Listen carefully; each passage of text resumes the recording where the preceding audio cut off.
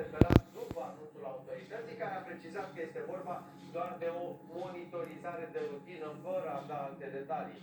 De la începutul anului, acțiunile au crescut cu peste 50%, ajutate de planurile legate de extinderea pe segmentul mașinilor electrice. Grupul german vrea să devină lider pe piața globală de vehicule electrice până în 2025, cel târziu, dar ar putea devansa Tesla chiar din acest an, în condițiile în care și-a făcut să livreze 1.000.000 de mașini electrice în finele lunii decembrie.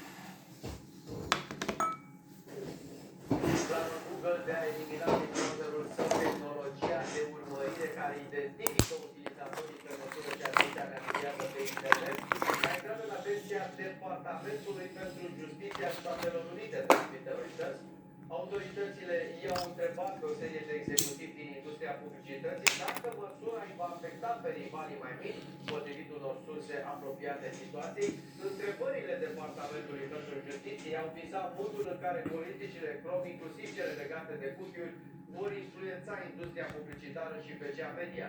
Autoritățile se întreabă dacă Google folosește Chrome, care are o cotă de piață de 60%, pentru a reduce concurența, împiedicând companiile de publicitate să urmărească istoricul de navigare al utilizatorilor, dar să lase portițe pentru sine pentru a colecta date prin intermediul cookie-urilor, instrumentelor de analiză sau altor surse. Până acum, aproape 30 de executivi din mai multe companii au fost intervievați de investigatorii Departamentului pentru Justiție.